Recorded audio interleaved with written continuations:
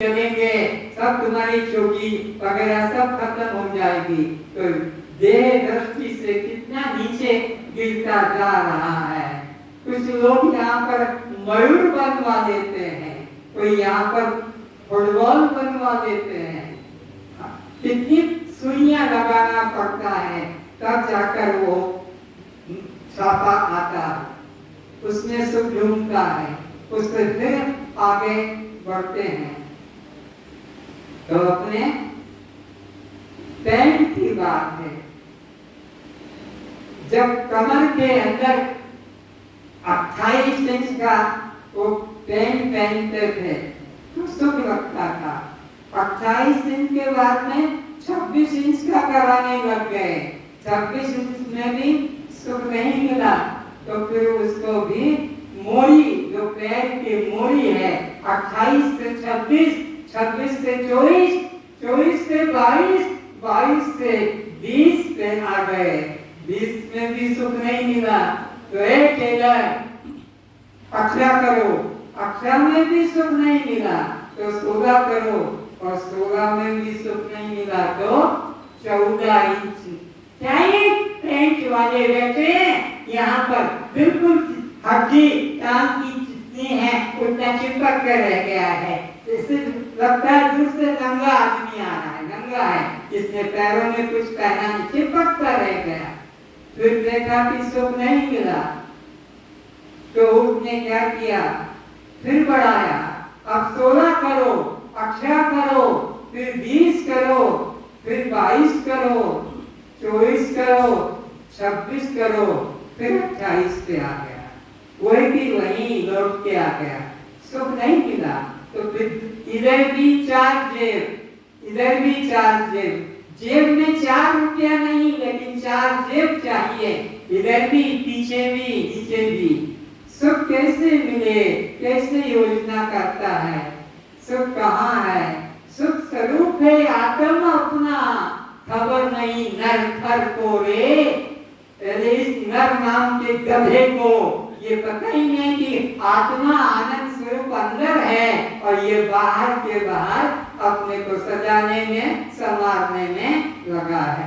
तो मनुष्य जीवन कितने भाग्य से मिला था ज्ञान प्राप्त करने के लिए, उस ज्ञान प्राप्त में रुचि न रखकर बाहर के विषयों में, भोगों में रुचि करके जीवन की हत्या कर रहा है।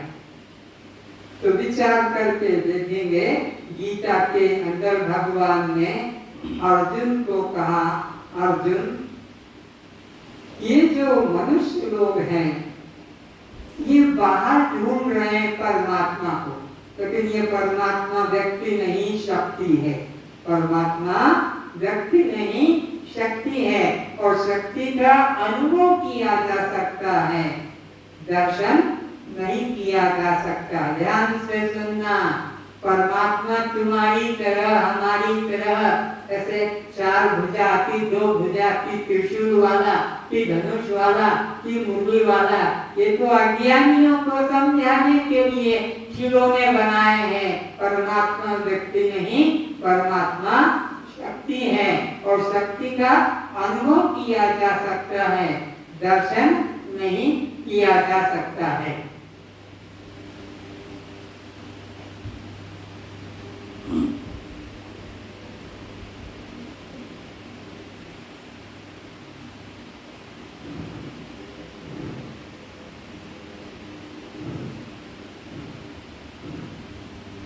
अभी आप देख रहे हैं कि रुमाल थोड़ा उठ रहा है, हिल रहा है, क्यों हिल रहा है, हवा के वजह से, हवा की वजह से रुमाल हिल रहा है।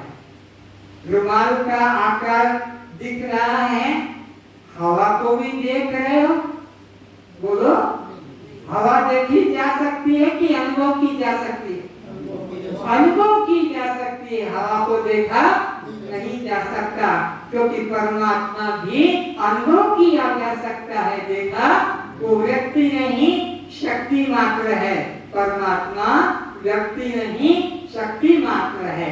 जैसे कि आप इसको देख रहे हैं, ऐसे ही आप यहाँ पर केले को देख रहे हैं, पर केला का जो स्वाद है वो तो आपको अनुभव से पता लगेगा, केले के शक्ल से उसका स्वाद का पता नहीं लगेगा।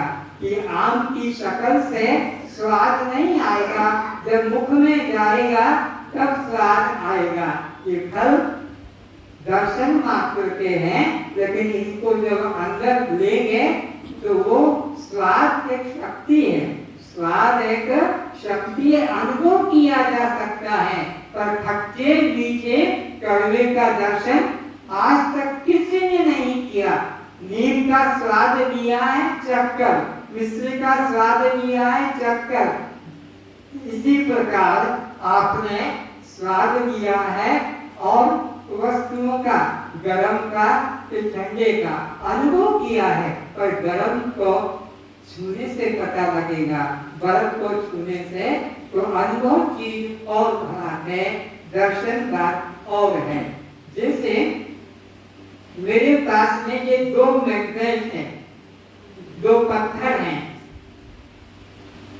अगर मैं कहूं कि भाई तुम्हें बल है, शक्ति है, तो इन दो पत्थरों को मिलाकर दिखा दो, मिलाकर दोनों को जोड़कर। तो कई लोग हैं जो युवक हैं, हम मिला के दिखाएंगे। तो एक भाई में आ जाए, दोनों हाथों में दो पकड़ेगा और दोनों कैसे मिला दिया जाएगा। कोई भाई खड़ा होता है जो अपने को मानता है कि मैं शक्तिशाली हूँ, योद्धा हूँ। अरे कोई विद्यार्थी, कोई जवान खड़ा हो जाए, सब बुरे हैं मेरी तरह, कोई जवान नहीं क्या जो आकर इसको मिला दे, सब तू ही खड़ा हो जा। हाँ तू आ जा, तो इसी कह रहे हैं। हाँ चल आएगा, इसको मिला दे। हाँ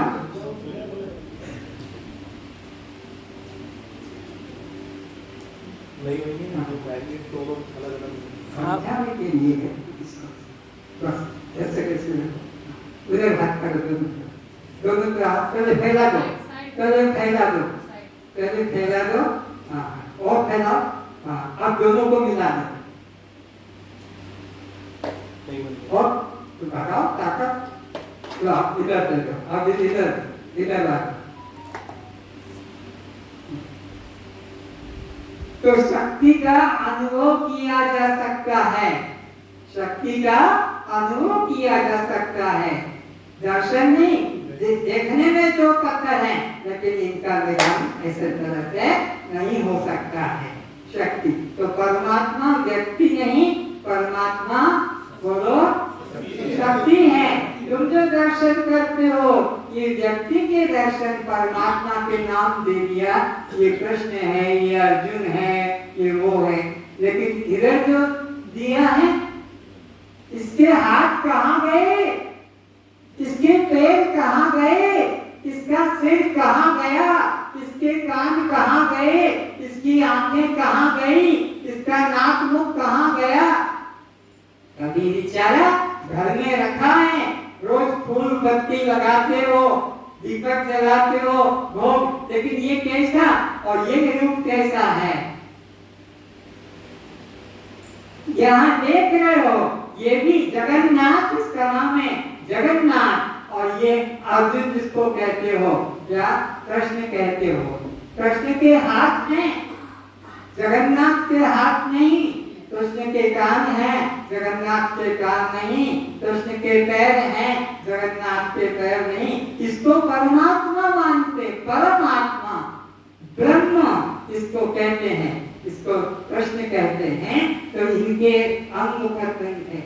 ये क्या है? ये शक्ति का प्रतीक है, ये व्यक्ति का प्रतीक है। इसका जन्म है, पिता है, माता है, मित्र है, शत्रु है, पत्नी है, बच्चे हैं, राज्य है, सब कुछ है।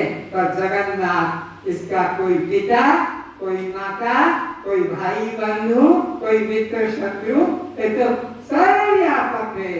ये तो अयोध्या नरेश या मथुरा नरेश, ये जगत का नाथ होने से इसको जगन्नाथ कहते हैं। तो परमात्मा व्यक्ति नहीं, परमात्मा शक्ति है। और शक्ति का हम अनुभव कर सकते हैं दर्शन नहीं कर सकते हैं।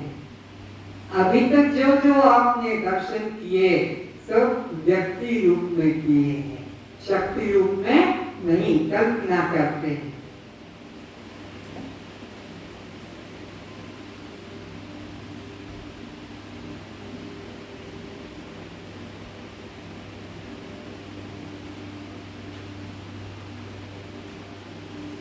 ये सबके निगेटिव हैं।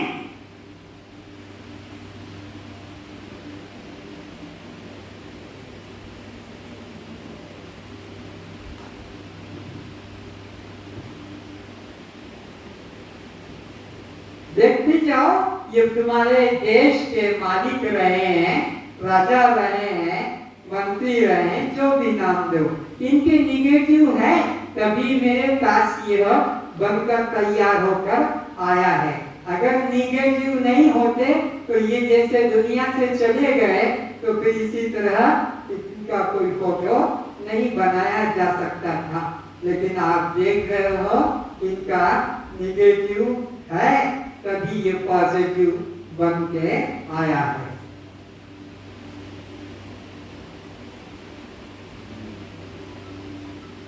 तो परमात्मा व्यक्ति नहीं, वो शक्ति है, और शक्ति का दर्शन नहीं अनुभव होता है। ये वर्तमान में है, इनका है कि नहीं है? तो ये इनका है, इनका निगेटिव है।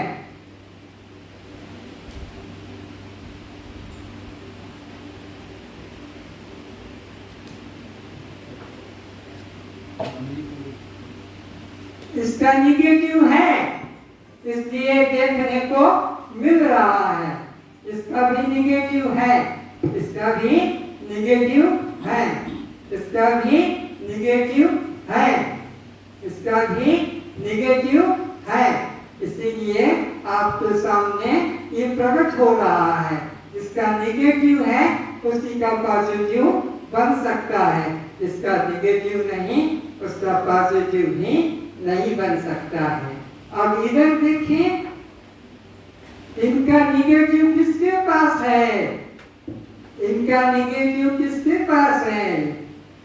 इनका निगेटिव किसके पास है? विश्व में चैलेंज करते हैं कि कोई निगेटिव इनका लाकर दे सकता है, तो निगेटिव नहीं है। तो जिसका निगेटिव नहीं है वो पॉजिटिव नहीं हो सकता। ये कल्पना मात्र है, चित्रकारों की, मूर्तिकारों की कल्पना मात्र है। परमात्मा मेरे पास रोल है, ये देखो निगेटिव है, इसीलिए ये पॉजिटिव बनकर तैयार कर लिया। निगेटिव रखा है मैंने ताकि कोई कह ना सके कि इसको कैसे बनाया। तो ये निगेटिव के द्वारा ये पॉजिटिव तैयार होते हैं, और ये इनकी कोई निगेटिव बोलो है? चाहे राम कहो, कृष्ण कहो, दुर्गा कहो, अम्बा कहो, काली कहो, गणेश कहो, हनुमान कहो, राम कुछ भी कहो, इनकी कोई निगेटिव नहीं है। ये अपने काल में थे और चले गए। अब ये जो है इनकी निगेटिव का प्रमाण है। तो परमात्मा जो है निरागुण निराकार है। परमात्मा निर्गुण निराकार है, और वही समय समय पर आकर साकार रूप में अवतार लेता है। ये अवतार है कृष्ण का, राम का अवतार हुआ है। कब? जब जब पृथ्वी पर धर्म छुपता है, पाप बढ़ता है, साधु पुरुषों को सताया जाता है, जीवों को सताया जाता है, तब वह परमात्मा, तब वह परमात्मा कौन? जो निर्गुण निराकार है, जो शक्ति रूप है, वही व्यक्ति रूप लेकर और फिर प्रकट होता है। इसमें और इसमें अंतर नहीं है। जो ये जगन्नाथ है वही कृष्ण है, वही राम है, वही विष्णु शंकर गणेश दुर्गा, वही निर्गुण से साकार रूप लेकर आता है और जगत का, जीवों का कल्याण करता है। तो वो व्यक्ति रूप नहीं है, शक्ति रूप है। तो परमात्मा का जो असली रूप है, वास्तविक रूप है, वो कौन सा है? शक्ति रूप है। और उसको हमें अपने इस शिविर में आपको उसका अनुभव कराया जाएगा।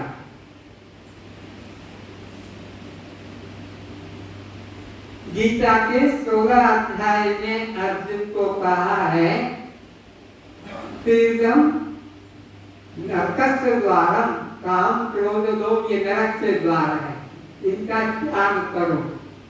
भगवान कृष्ण अर्जुन को उपदेश करते हैं, इनका त्याग करो, ये नरक के द्वार है। तो विचारो, एक ऐसा है जैसे कि ताला और चाबी।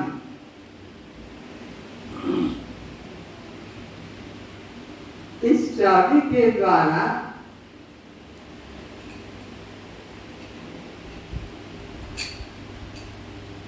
ताला खुल गया और इस चाबी के द्वारा ये ताला जो खुला था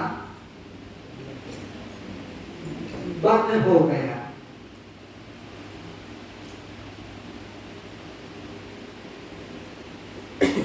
अगर इस ताले को बंद करके चाबी को फेंक देंगे तो ताला खुल पाएगा? चाबी से खुलेगा। तो चाबी दोनों तरफ काम करती है, मुक्ति भी दिलाती है बंधन से, और चाबी जो है मुक्त को बंधन में भी डालती है। तो ये काम क्रोध लोभ मोह ये चाबी है तुम्हारे जीवन को बंधन में डालने वाली और मुक्ति दिलवानी। काम करो संसार का, बन जाओगे। क्रोध करो संसार में, बंधन को पाओगे। मोह करो संसार में, बंधन को पाप करोगे। लेकिन यही काम परमात्मा में कर लो, यही क्रोध अपने दुर्गुणों में कर लो, यही मोह परमात्मा गुरु में कर लो, मुक्ति दिला देगी। समझो इस बात को।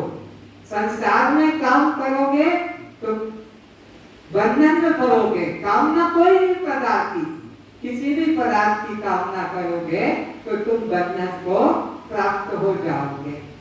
संसार में क्रोध करो तो वो भी तुम्हारे लिए राग द्वेष का कारण बनेगा, बंधन में डालेगा। मोह करो पत्नी में, बच्चे में, घर मकान जमीन में, बंधन में। लेकिन ये तीनों ही का त्याग कर दो तो कल्याण हो जाएगा।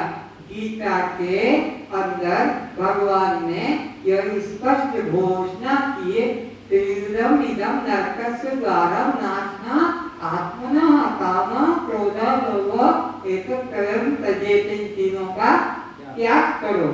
अब विचार करो, कृष्ण के वचन के अनुसार अगर काम को त्याग करना है तो जीवन समाप्त हो जाएगा।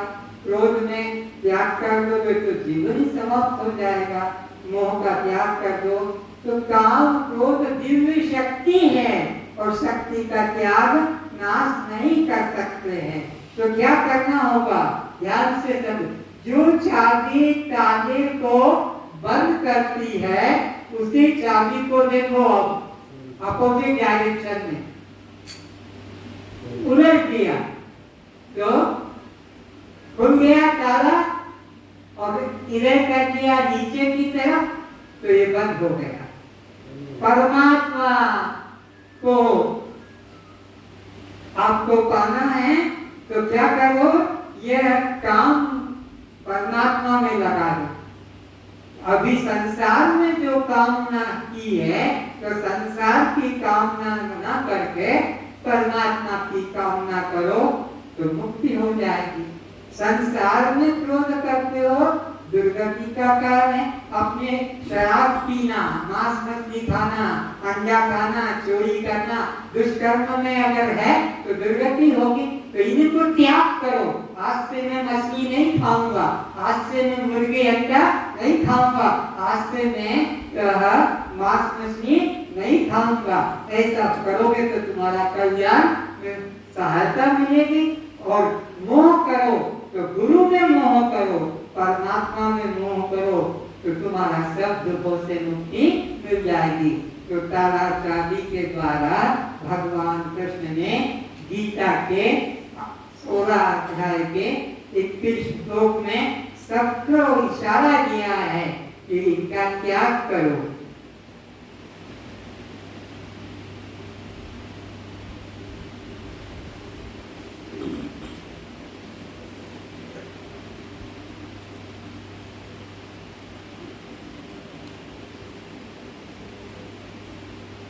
भगवान कहते हैं काम, क्रोध और लोभ ये 3 प्रकार के नरक के दरवाजे हैं।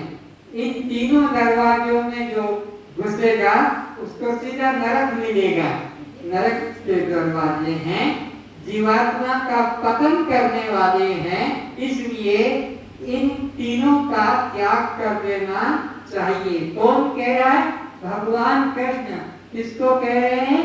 अर्जुन को। हे अर्जुन, सावधान होकर सुन, ये 3 नरक के द्वार हैं, काम, क्रोध, लोभ, इनका त्याग करो। अगर भगवान ने कहा और इनका त्याग करेंगे तो जीवन में राम नाम सत हो जाएगी। तो क्या करना है? काम को परमात्मा में लगा दो, क्रोध को दुर्गुणों से हटाने में लगा दो और मोह को गुरु भगवान में लगा दो। तो काम, क्रोध, लोभ कल्याण का हेतु तुम कर सकते हो और दुर्गति तो तुम कर ही रहे हो। तो ये काम, क्रोध जो है ये नरक का द्वार है, इनसे हमें छूट जाना चाहिए। अब जो मैंने आपको कॉपी दी है उस कॉपी को खोलें और उसको लिखें। आज से होमवर्क शुरू हो जाएगा। लिखो पहले, सत किसे कहते हैं? सत जिसका कभी कहीं किसी से नाश न हो उसे सत कहते हैं। कभी कहीं किसी से नाश न हो उसे सत कहते हैं। वह सत्ता जिसका कभी कहीं किसी से नाश न हो उसे सत कहते हैं। जैसे परमात्मा, जैसे आत्मा, जैसे मैं, तीनों लिख लेना। परमात्मा, आत्मा, मैं, ये कौन सी सत्ता है? सत है। इसे क्या कहेंगे? सत कहेंगे। क्या कहेंगे? क्यों कहेंगे? कि कभी किसी समय इसका नाश नहीं होता। देखो, चित्त किसे कहते हैं? चित्त, चैतन्य को चित्त कहते हैं जो तीनों कालों को जानता है। चैतन्य को चित्त कहते हैं जो तीनों कालों को जानता है। चैतन्य को चित्त कहते हैं जो तीनों कालों को जानता है। जैसे मैं आत्मा, जैसे मैं आत्मा, ये चित्त का लक्षण है जो तीनों कालों को जानता है।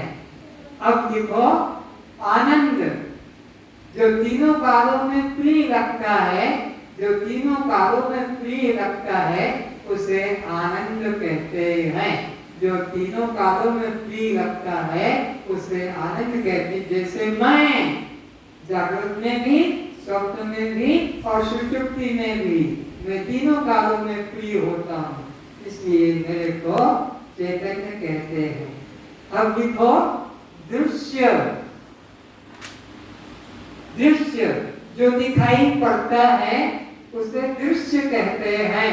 जैसे शरीर, जैसे संसार, जैसे सूरज, जैसे चांद, जैसे वृक्ष, पशु पक्षी, जो दिखाई पड़ता है उसे दृश्य कहते हैं। तो गीता में, उपनिषदों में दृश्य दृष्टा का बहुत विस्तार से वर्णन आता है। तो जो दिखाई पड़ता है उसे, जो दिखाई पड़ता है उसे क्या कहेंगे? दृश्य। अब देखो, दृष्टा जो सब दृश्यों को देखता है पर उसे कोई नहीं देख सकता, उसे दृष्टा कहते हैं, उसे परमात्मा कहते हैं। जो सब दृश्यों को देखता है, आंखों के सामने जो भी आता है उसे देखता है, वो सब तो दृश्य है। पर वो देखता जो है वो किसी को दिखाई नहीं पड़ता, उसे दृष्टा कहते हैं। जो सब दृश्यों को देखता है उसे क्या कहते हैं? दृष्टा। क्या कहते हैं? बोलो। दृष्टा किसे कहोगे? जो सब दृश्यों को देख रहा है। देखो, जड़ जो अपने को न जाने और दूसरे को न जाने उसे जड़ कहते हैं। जो अपने को भी न जाने और दूसरे को भी न जाने उसे जड़ कहते हैं। जैसे कि मकान अपने को भी नहीं जानता, दूसरे को भी नहीं जानता। सूरज अपने को भी नहीं जानता, दूसरे को भी नहीं जानता है, वह जड़ कहलाता है। शरीर, ये शरीर ये भी जड़ है, न अपने को जानता है न दूसरे को जानता है। जानने वाला चेतन आत्मा अंदर है जिससे सब जाना जाता है। चेतन आत्मा इस जड़ शरीर के अंदर चेतन आत्मा है जो सबको जानता है। कुछ असुविधा तो नहीं होती भाई लिखने में? मैं 2 बार 3 बार बोल देता हूँ। धीरे।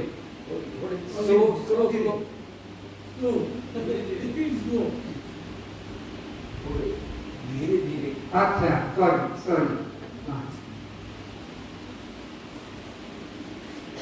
तो अभी तक जितनी परिभाषा में लिखाई जड़ और चेतन। जड़ कौन? जो अपने को भी न जाने, दूसरे को भी न जाने। जैसे शरीर ये जड़ है, वृक्ष जड़ है, मकान जड़ है, गाड़ी जड़ है, चप्पल जूता जड़ है। और चेतन जो सबको जानता है, जो सबको क्या जानता है? ये कुत्ता है, ये गाय है, ये घोड़ा है, यह मछली है, यह पेड़ पौधा है। तो जो सबको जानता है उसे चेतन कहते हैं। ठीक हुआ भाई? समझ में आ गया? अब देखो आत्मा। आत्मा की पहचान जो शस्त्र से कटे नहीं। आत्मा किसे कहते हैं? जो शस्त्र से कटता नहीं, अग्नि से जलता नहीं, शस्त्र से कटता नहीं, अग्नि से जलता नहीं, पानी से भीगता नहीं, पानी से भीगता नहीं, और पवन से सूखता नहीं, पवन से सूखता नहीं, पानी से भीगता नहीं, अग्नि से जलता नहीं, शस्त्र से कटता नहीं। ये किसके लक्षण बताए? तुम्हारा, तुम क्या हो ये तुम्हारा लक्षण है। और तुमने तो ये मान लिया कि मैं स्त्री हूँ, तुमने तो ये माना कि मैं पुरुष हूँ। यही पाप है, यही नरक का दरवाजा है। न तुम स्त्री हो न तुम पुरुष हो, ये तो शरीर का धर्म है। अब देखो अनात्मा, अनात्मा के लक्षण। ये तो आत्मा के लक्षण मैंने तुम्हारे बताया कि तुम कौन हो, कैसे हो, क्या हो। ये तुम्हारी पहचान बताई, तुम कौन हो, क्या हो, कैसे हो। अब अनात्मा की लिखो। शस्त्र से कट जाए उसे अनात्मा कहते हैं। शस्त्र से जो कट जाता है, अग्नि से जो जल जाता है, शस्त्र से जो कट जाता है, अग्नि से जो जल जाता है, पानी से जो भीग जाता है, गल जाता है, पानी से जो भीग जाता है, गल जाता है, और पवन से जो सूख जाता है, पवन से जो सूख जाता है, उसे अनात्मा शरीर कहते हैं। उसे अनात्मा का शरीर कहते हैं। स्पष्ट हुआ भाई? आत्मा अनात्मा के लक्षण स्पष्ट हुए कि कुछ रह गए तो मैं फिर दोहराऊं। अनात्मा शरीर यानी मृत्यु। अनात्मा शरीर, अनात्मा शरीर, शरीर को अनात्मा कहते हैं। बीच में प्रश्न मत करना, प्रश्न के लिए अलग समय देंगे, सबका नुकसान हो जाएगा। अब लिखो शव। जो निर्जीव, निष्प्राण और निष्क्रिय होता है उसे शव कहते हैं। जो निर्जीव, निष्प्राण और निष्क्रिय, निर्जीव, निष्प्राण और निष्क्रिय को शव कहते हैं। हुआ? अब लिखो शिव। शिव की पहचान। जो सजीव, सप्राण और सक्रिय होता है, सजीव, सप्राण और सक्रिय होता है उसे शिव कहते हैं। सजीव, सप्राण, सक्रिय कहते हैं उसे शिव कहते हैं। सजीव, सप्राण, सक्रिय को शव की शिव क्या कहेंगे? शिव कहते हैं। निर्जीव, निष्प्राण, निष्क्रिय को शव कहते हैं।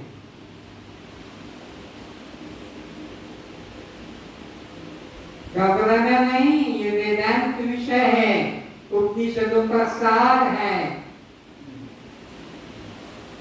हम इसको क्या कहते हैं? शिव जी पे जल चढ़ाने गए थे, शिव जी को माला चढ़ाई, शिव जी को प्राण किया, किंतु वेदांत कहता है ये शिव नहीं है। क्यों? न तो जीवन है, न क्रिया है, न प्राण है। तुम्हारे अंदर जीवन भी है, तुम्हारे में क्रिया भी है और तुम्हारे प्राण, इसलिए तुम सजीव शिव हो और ये निर्जीव, निष्प्राण शव मात्र है। सब शास्त्रों के प्रमाण से विषय चलेगा। कोई इसमें अंधविश्वास, कोई संप्रदाय, कोई प्रकार का मताग्रह नहीं है। अब आपने लिखा है पर प्रकाश। लिखो पर प्रकाश।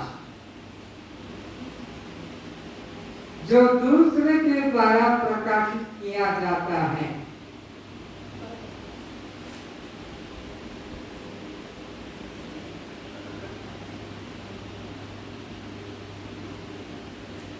जो दूसरे के द्वारा प्रकाशित किया जाता है उसे पर प्रकाश कहते हैं।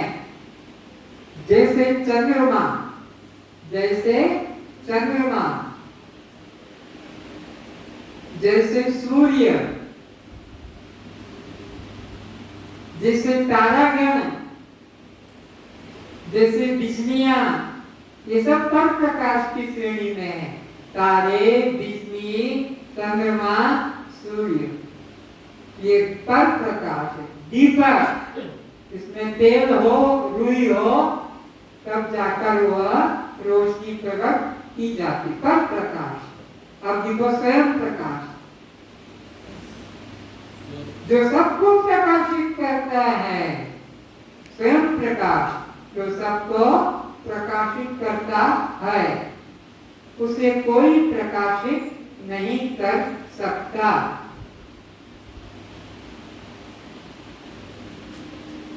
जो सबको प्रकाशित करता है उसे कोई प्रकाशित नहीं कर सकता, उसे स्वयं प्रकाश कहते हैं। जैसे आत्मा, जैसे परमात्मा, जिसमें तो मैं भी कहते हैं।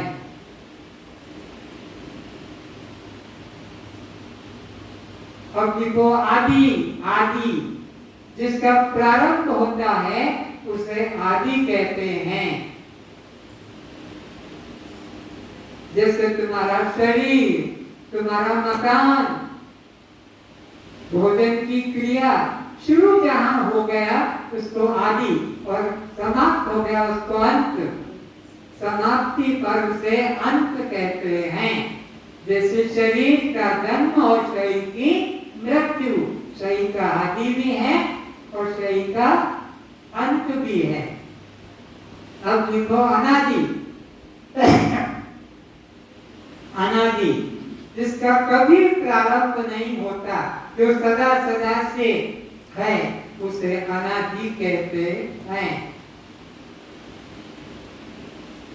जैसे परमात्मा, उसका कभी जन्म नहीं हुआ। कृष्ण का आदि अंत है, राम का आदि अंत है, बोलो है कि नहीं?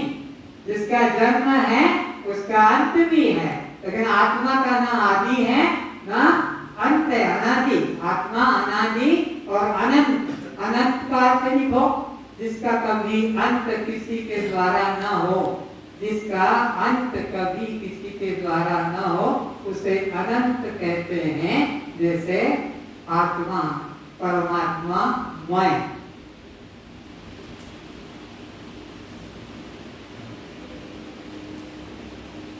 अब लिखो अन्य। दूसरे पदार्थ को अन्य कहते हैं, अन्य।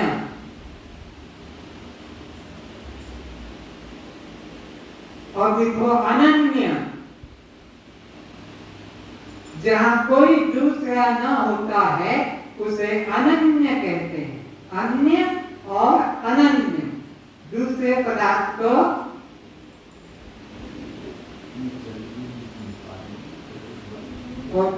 कुछ खत्म करना। हाँ ठीक है, एक बार खुद से कर देंगे। अन्य का मतलब है ये पुस्तक अन्य है, ये ताला अन्य अलग है, लेकिन आत्मा के अलावा कोई दूसरा नहीं है, उसको अनन्य कहते हैं। अनन्य, जहाँ अन्य ना हो उसको अनन्य कहते हैं। जहाँ अलग है, भिन्न है, उसको अन्य कहते हैं। अच्छा, आदि अंत को भी लिखा। शुरू हो उसको आदि कहते हैं, समाप्ति हो उसको अंत कहते हैं। समझ में आ गया?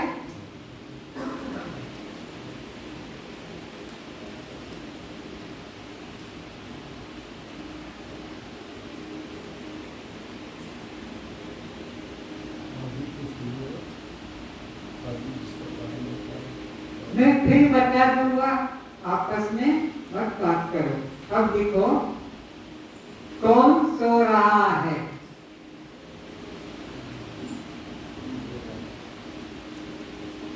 कौन सो रहा है? लिखो, जो अपने को देह मान रहा है। मोह निशा सब सोवनहारा, रामायण के द्वारा। कौन सो रहा है? जो अपने को देह मानकर जी रहा है। जो अपने को देह मानकर जी रहा है कि मैं स्त्री हूँ, मैं पुरुष हूँ, मैं जवान हूँ, मैं बूढ़ा हूँ, मैं कुमारी हूँ, मैं ब्रह्मचारी हूँ, ये सब सो रहे हैं। मोह निशा सब सोवनहारा। आया समझ में? आया आपको? इतना। अब लिखो, कौन जाग रहा है? कौन जाग रहा है? कौन जाग रहा है? लिख लिया परिभाषा, कौन जाग रहा है? तो जिसने अपने को आत्मा जाना, देह से अलग जान लिया, बस वो जाग रहा है। तेरी जग जागही जामिनी जोगी, जामिनी परमारथी प्रपंच वियोगी। जिसने अपने को आत्मा जान लिया, और इस प्रपंच नाम शरीर का है। प्रपंच क्योंकि 5 का आगे विषय आएगा। ये प्रपंच क्यों है? आकाश, वायु, तेज, जल, पृथ्वी, ये प्रपंच से बना है। तो ये देह को जिसने माना है वो तो सो रहा है, और जिसने देह से अपने को अलग जान लिया, आत्मा, वो जाग रहा है।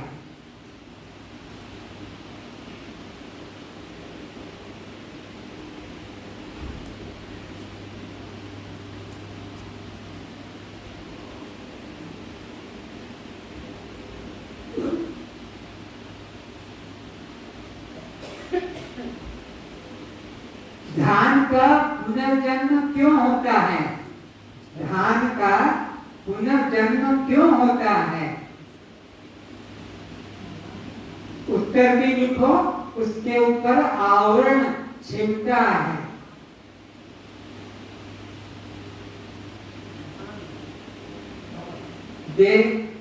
धान का पुनर्जन्म क्यों होता है?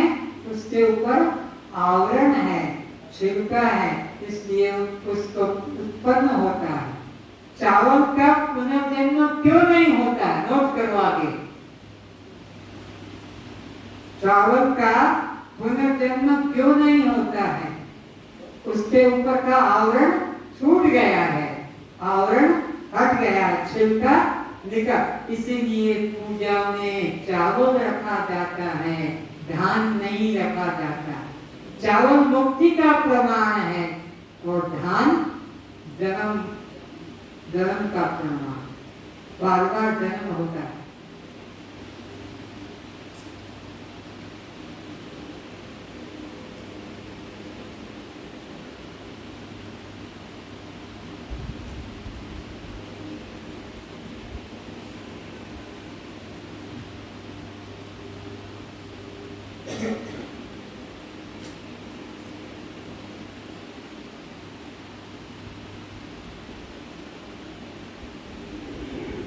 अब अपने शरीर का कुछ हिसाब लिख लो। कितना लोहा है, कितना इसमें फास्फोरस है, कितना नमक है, कितनी शक्कर है, सब थोड़ा थोड़ा। बाजार में खरीदने जाओगे तो 150-200 रुपए में सब सामान आ जाएगा। इसमें जो चर्बी, मांस है और नमक है और शुगर है, दियासलाई की 2 डब्बी बन सकती है, 2 साबुन की टिकियां बन सकती है। इसके अंदर आधा केजी शक्कर है, 1 केजी नमक है। तो बाजार के सामान के हिसाब से इतना वैल्यू है।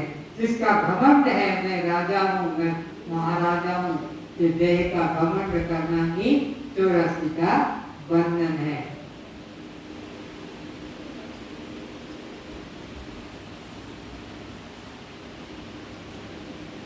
समय का मुझे बता देना कितना सारे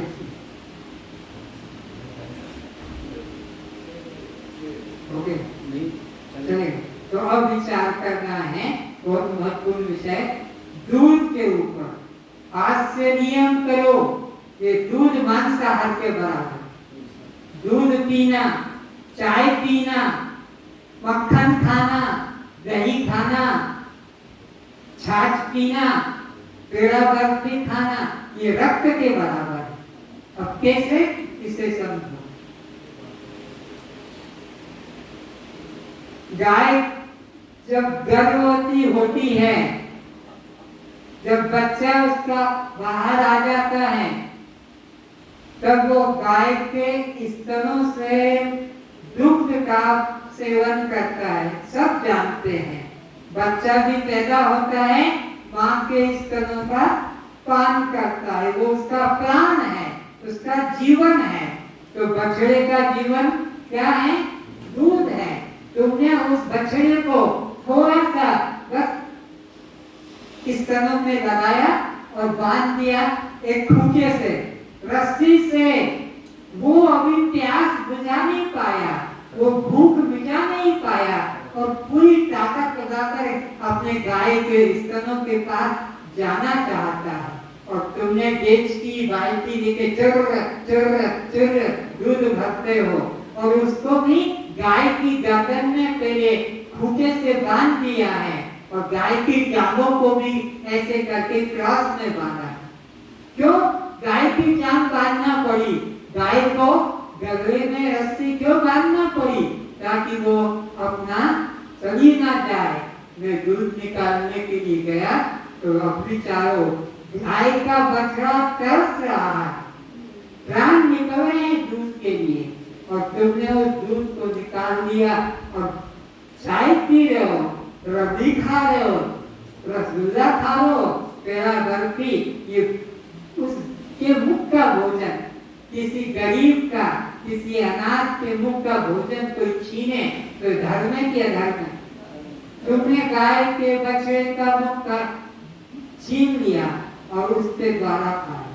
इसलिए कभी भी गाय का दूध तो पीना नहीं, वो बच्चे के लिए है, वो बच्चे के लिए है। कुतिया का दूध नहीं पीते हो, सुअरनी का दूध नहीं पीते हो, गधेड़ी का दूध नहीं पीते हो, और ऊँटनी का दूध तो पीने वाले मारवाड़ में मिल जाएंगे, ऊँटनी का दूध पीने वाले। लेकिन बता रहा हूँ कि यह आप गाय का दूध, वो सरल प्राणी, सहज आपको उपलब्ध हो जाता है, मारता काटता नहीं, टांग बांध देते हैं। तो गाय के दूध का पीने का अपराध होता है। आदमी गाय का बच्चा पैदा हो गया और अब दूध पीना उसका बंद हो गया। जब दूसरा बच्चा आएगा तो फिर वो पहले बच्चा जाएगा कि मैं पैदा हूँ, मेरा अधिकार है, तू कैसे, तू तो बाद में आया है। तो पहले वाला बच्चा गाय के पास, बोलो, तो दूसरा बच्चा जाएगा। पर मनुष्य की अवस्था देखो कि बचपन में तो दूध पिया, फिर माँ का दूध पीने के बाद में गाय का दूध पीने लग जाता है। उसके बाद में फिर जो है एक गाय का दूध से फिर बकरी का भी पीने लग जाता है, बकरी के साथ फिर वह ऊँटनी का भी दूध पीने लग जाता है, गाय का भी दूध पीता है, भैंस का भी दूध पी जाता है। इस आदमी की अवस्था तो देखो। लेकिन बकरी का, गाय का जो बच्चे ने दूध पीना छोड़ दिया, फिर दूसरी बार वो कभी उसी के पास नहीं जाता। पर इस मनुष्य को तो देखो, धुआं हो गया तो भी एक गिलास दूध पीने को चाहिए, नहीं तो नींद नहीं आती है। बूढ़े आदमी को भी दूध एक गिलास पीने की, मेरे को दूध चाहिए। ये दूध मनुष्य का आहार नहीं है, मनुष्य का आहार तो अपना दाल रोटी जो खाता है वही है। इसलिए दूध पीना पाप रूप है।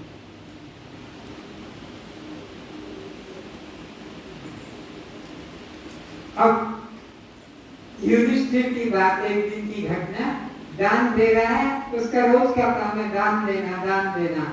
एक ब्राह्मण आया और समय हो गया तो कहता आज नहीं कल दूंगा दान, दान देना उसका स्वभाव था।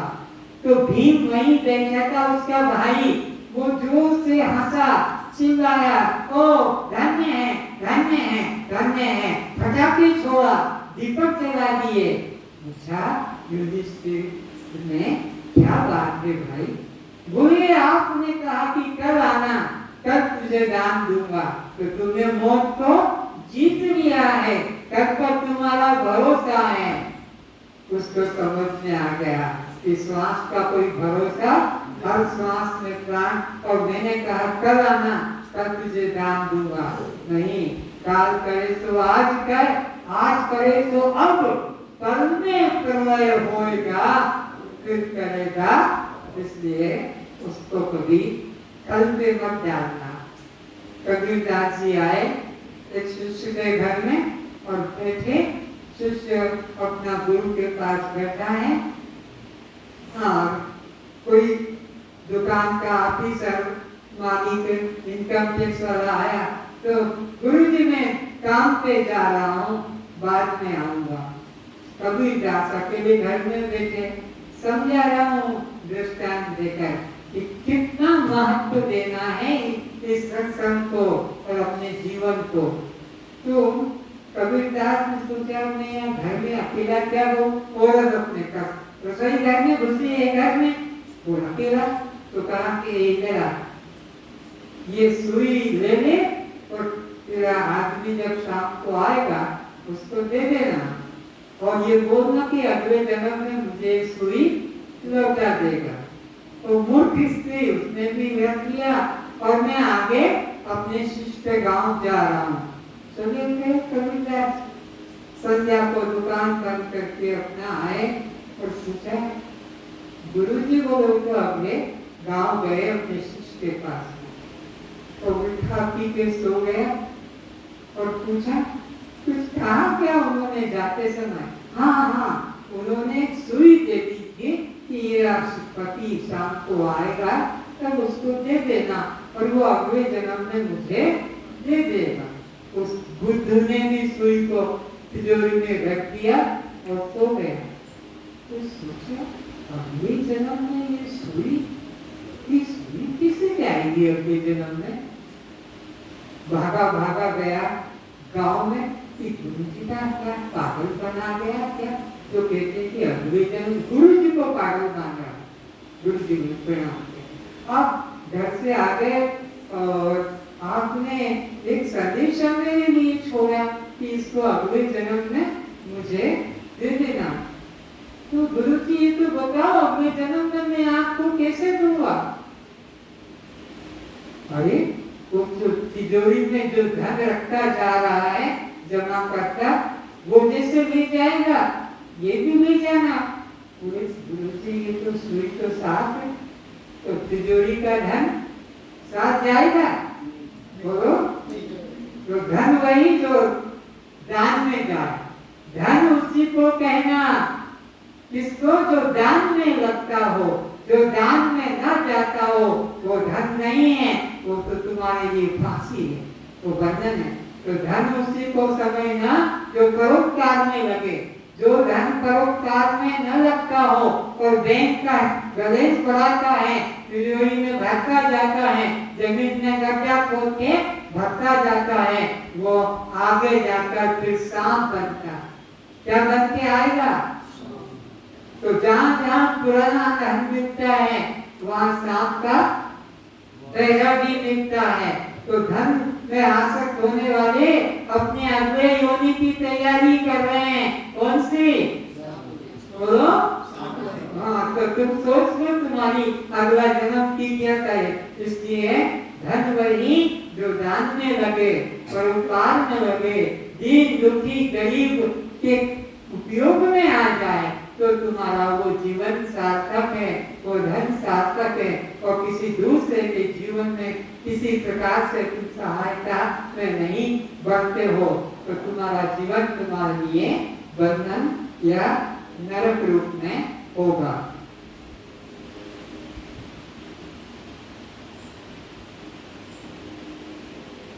सिकंदर ने बहुत धन संग्रह किया, बहुत राज्यों पे अपना शासन किया। बड़ा गर्व था कि मेरे बराबर कोई पृथ्वी पर राजा धनी नहीं। और अपने मंत्री से कहा सारा धन निकाल के बाहर रखो, मैं देखना चाहता हूँ तुम्हें कितना धन।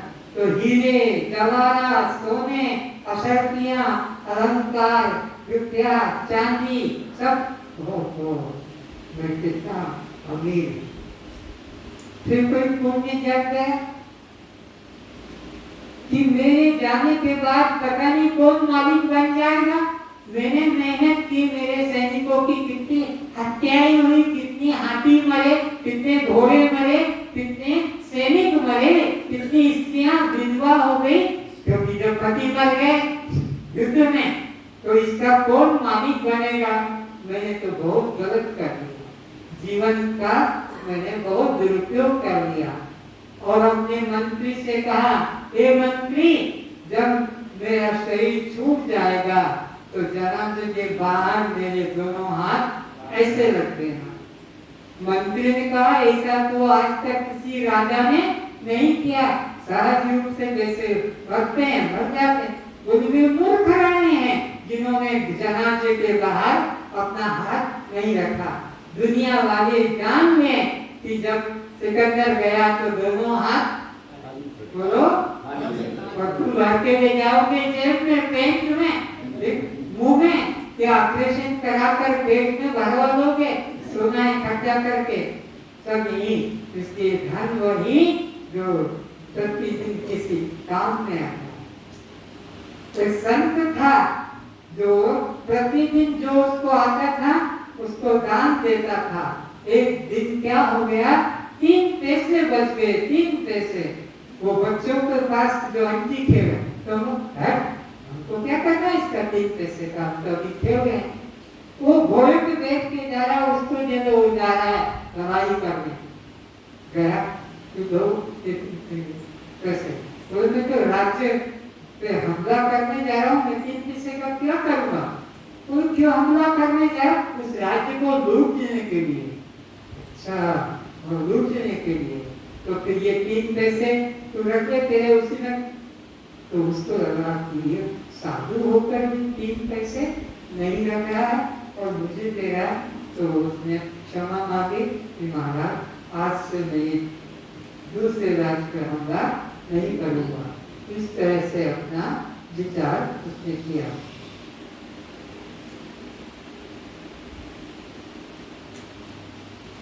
तो कभी भी श्राद्ध का भोजन भी मत करना। जो लोग मरे का श्राद्ध का भोजन करते हैं वो पाप रूप ग्रहण करते हैं, क्योंकि वो तो मर गया, वो तो अपने कर्म से भूत प्रेत बनेगा, उसने तो कोई अच्छा कर्म। और तुमने उसके मरे का अन्न खाया कि दादाजी का, नाना जी का, काका जी का श्राद्ध है, उसमें भोजन करेंगे। कभी मत करना, कभी मत करना। वो अन्न भूतों का अन्न है, मरे का अन्न भूतों का अन्न है, उसको कभी सेवन नहीं करना चाहिए। आज का विषय मैं अब यही विदा देता हूँ। पहला दिन है और ये कापियों में जो तुमने लिखा है, कल मैं आपसे पूछूंगा कि सच किसे कहते हैं, चित किसे कहते हैं और आनंद किसे कहते हैं। यानी सच्चित आनंद की परिभाषा सच चित आनंद। फिर जड़ क्या है, चेतन क्या है, शरीर जड़ है, मैं चेतन आत्मा हूँ। शव कौन है, शरीर शव है और मैं शिव हूँ। सुनते हो ना, शरीर शव है सबका अभी अभी, और इसमें जो उठ के जाएगा और शव को घसीट के ले जाएगा वो शिव है। शरीर अपने आप नहीं चलता है, शिव के सहारे शव चलता है। इसमें ये शरीर पर प्रकाश है, पांचों कर्मेंद्रिय, पांचों ज्ञानेंद्रिय, पंच प्राण, पंच कोश, स्थूल शरीर, सूक्ष्म शरीर, कारण शरीर, ये सब विषय आएगा क्रम क्रम से। अभी आपकी बुद्धि संभाल नहीं पाएगी, क्रम क्रम से आगे आपको बताऊंगा, लिखाऊंगा, और यहीं बैठे बैठे तुम्हें वो मुक्ति, वो आनंद, वो शांति मिलेगी जो 4 धाम की यात्रा करके, कि लाखों करोड़ का दान धर्म करके, कितने दुनिया की कथाएं सुनकर वो शांति नहीं मिली जो यहाँ के शिविर में आपको प्राप्त होगी। इसलिए इसका किसी कारण से त्याग मत करना। घर के काम कोई कर लेगा, बाद में कर लेना, लेकिन सत्संग का किसी भी कारण से त्याग मत करना। और जिनका कोई दुर्भाग्य था जो आज नहीं आए, अगर वो तुम्हारे संबंधी है तो उनको भी इशारा करना कि चलो ऐसा सत्संग जो प्रैक्टिकल है, जिसमें कोई कल्पना, कोई मन की धारणा नहीं, सबको शास्त्र प्रमाण से बताया जाएगा। तो आज इतना ही। अब एक और प्रार्थना सुन लो। सोते समय तुम्हारी जिससे शत्रुता हो गई है, तुमको मालूम है कि वो मेरा शत्रु है।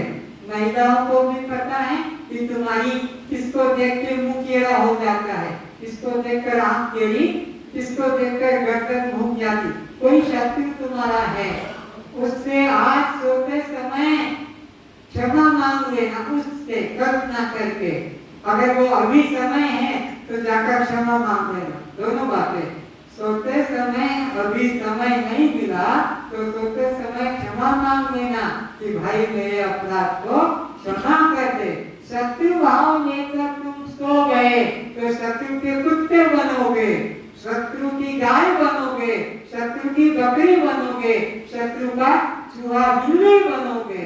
क्योंकि जैसी मति वैसी गति। देवता चिंतन करते करते तुम सो गए और रात्रि को ही राम नाम सत्य है, प्राण निकल गए, तो फिर तुमको उसी योनि में आना पड़ेगा। तो क्यों छोटी सी बात के लिए, जमीन के लिए, धन के लिए, की वाणी के लिए हम शत्रुता कर लेते। जमीन का कुछ आगे पीछे कर लिया या धन का लेन देन में, तो उसे क्षमा मांग लो। आज अभी रास्ते में मिले तो घर जाकर क्षमा मांग लो। तो मत सोचो कि मेरा अपमान हो जाएगा, मैं उससे मांगने क्षमा चाहूं तो अपमान नहीं होगा, तुम्हारा कल्याण का मार्ग खुल जाएगा। और तुमने अपने शत्रु भाव को मन से आज नहीं निकाला, रात तक भी वो सो गए तो कोई भरोसा नहीं कि रात्रि को प्राण निकल जाएगा। तो उससे घर का गाय घोड़ा कुत्ता क्या क्या मारेगा, कैसे कैसे हमको सताएगा, धानी में जोतेगा। इसलिए उससे क्षमा मांगो भाई, जो भूल हो गई उसे क्षमा कर दो। ऐसा जरूर सुबह उठकर अगर तुमने क्षमा मांगी तो तुम्हारा मार्ग खुल गया। और सुबह उठकर देखना, अरे परमात्मा ने मुझे जिंदा रख दिया, भगवान से भी क्षमा मांगना। ये भगवान आज तक तो मैंने जो पाप किया है, बहुत लोगों को सताया है, पर एक दिन मुझे रोक दे दे ताकि मैं कुछ लोग कल्याण के कर्म करूं। आज तक तो मैंने किसी की भलाई, किसी का कल्याण, किसी का उपकार, किसी को सहयोग नहीं किया, सबको दुख दिया, सबको दुख दिया, पर एक दिन मुझे दे दे तो कल मैं उससे जाकर अपनी क्षमा मांगकर और लोक कल्याण का कुछ कर्म कर डालूं, कुछ दान दे दूं, गाय को, पशु को, मनुष्य को, धन से, तन से, कपड़े से, वस्तु से, कुछ भी भगवान से रोज प्रार्थना करना है सोते समय कि अगर एक दिन और दे देगा तो मैं कल्याण। अभी तक तो जितना जीवन गया सब मेरा लोगों के दुख देने में गया है, सताने में गया। एक दिन और दे दे ताकि मैं अपना कुछ कल्याण का साधन करूं। सो जाओ ये प्रार्थना करके और सुबह उठ जाओ, अरे भगवान ने मेरी प्रार्थना स्वीकार कर ली, मैं तो जिंदा हूँ, अब मैं जाऊंगा और गाय को, आदमी को, उस दुखी को, उस भिखारी को, उस रोगी को कुछ न कुछ सहायता करूंगा। और सूरज देव को भी धन्यवाद देना कि हे सूर्य नारायण, जिससे तेरा प्रकाश सब पर बराबर है, गरीब, अमीर, रोगी, निरोगी, चोर, चांडाल, स्त्री, पुरुष, पापी, पुण्यात्मा, सूरज कोई भेद रखता है? बोलो, सूरज का प्रकाश कोई भेद रखता है कि सबको देता है? तो जैसा तेरा प्रकाश सबका समान है, ऐसा मेरे मन में भी सब में एक परमात्मा सिया राम मैं सब जग जानी और करऊं प्रणाम। इस प्रकार से भाव रोज करना, रोज ये कल्याण का जो बाहर की माला कर ली, आरती कर ली, ये तो बच्चों का खेल करते करते बूढ़े बन गए। अब तो अपना अंतिम समय आया है और इसीलिए मुझे इस मास्टर साहब ने अंतिम समय में बुलाया कि हमारी सहायता करो ताकि हमारा भी कल्याण हो जाए। तो मेरे से जो भूल हो जाए, अपराध हो जाए, क्षमा करना।